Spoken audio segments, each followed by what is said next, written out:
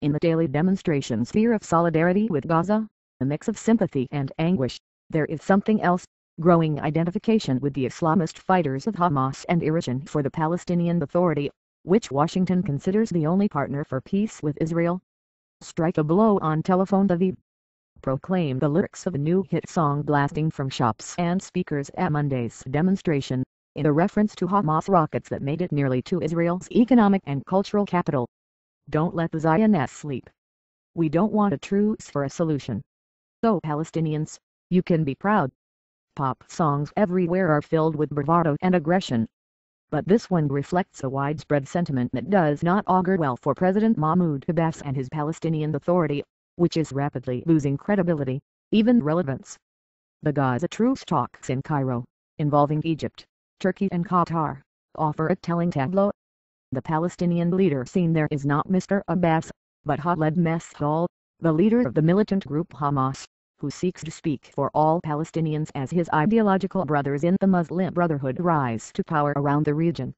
Israel is also threatening Mr. Abbas, even hinting that it may give up on him, as he prepares to go to the United Nations General Assembly on November 29 to try to upgrade the Palestinian status to that of the non-member state. The Israelis consider this step an act of aggression, and even some Palestinians say it is somewhat beside the point at this stage. His people are being killed in Gaza, and he is sitting on his comfortable chair in Ramallah, lamented Firas Kadish, 20, a student who took part in the Ramallah demonstration. For the United States, as for other countries hoping to promote the two-state solution to this century-old conflict, the more radicalized West Bank with a discredited Palestinian Authority would mean greater insecurity for Israel and increased opportunity for anti-Western forces to take root in a region where Islamism is on the rise. Since Hamas, which won parliamentary elections in 2006, through the Fatah-controlled authority out of Gaza a year later, Mr. Abbas has not set foot there. Yet he will be asking the world to recognize the two increasingly distinct entities as a unified state. Manarwati, who works in an office in Ramallah, put the issue this way: what is happening in Gaza makes the Palestinian Authority left behind and isolated. Now we see the other face of Hamas, and its popularity is rising. It makes us feel that the Palestinian Authority doesn't offer a path to the future. In Cairo on Monday, Mr. Meshaal seemed defiant and confident in his new role, daring the Israelis to invade Gaza as a sixth day of Israeli aerial assaults brought the death toll there to more than 100 people, many of them militants of Hamas and its affiliates. Rockets launched from Gaza hit southern Israel, causing some damage and panic, but no casualties, leaving the death toll there at 3. Whoever started the war must end it, he said at a news conference. If Israel wants a ceasefire brokered through Egypt, then that is possible. Escalation is also possible. Officials in the authorities have been holding leadership meetings, staying in close touch with the talks in Cairo and issuing statements of solidarity. They have also sent a small medical delegation to Gaza and argue that there is a new opportunity to forge unity between the two feuding movements. But they are acutely aware of their problem. The most dangerous thing is the fact that what we could not do in negotiations, Hamas did with one rocket, one official said, speaking on the condition of anonymity. The people had such excitement seeing the occupiers run in panic. It's a very dangerous message. Mr. Abbas, whose popularity has been on the decline as the Palestinian Authority faces economic difficulty and growing Israeli settlements, also ran into trouble not long before the Gaza fighting began when he seemed to give up on the Palestinian demand of a right of return to what is now Israel. Many Palestinians believe that Israel launched its latest operation in Gaza to block the Palestinian Authority's United Nations plans by embarrassing it. Israeli officials say that is ridiculous. The operation's purpose is to stop the growing number of rockets being fired at their communities, and Israelis interrupted their deliberations over the United Nations bid to wage the military campaign. But Israel says anything that does not involve direct negotiations is a waste of time. The government of Prime Minister Benjamin Netanyahu has repeatedly threatened to take severe retaliatory steps against the Palestinian Authority, including cutting off badly needed tax receipts to Palestinian coffers, should Mr. Abbas go ahead at the United Nations. In a speech here on Sunday night at a Palestinian leadership meeting, Mr. Abbas repeated his determination to go to New York and ask for a change in status to that of non-member state. He has chosen the symbolically significant date of November 29, when the General Assembly voted in 1947 to divide this land into two states, one Jewish and the other Palestinian Arab. The United States has asked Mr. Abbas not to do so but instead to resume direct negotiations with Israel, which have essentially been frozen since 2008.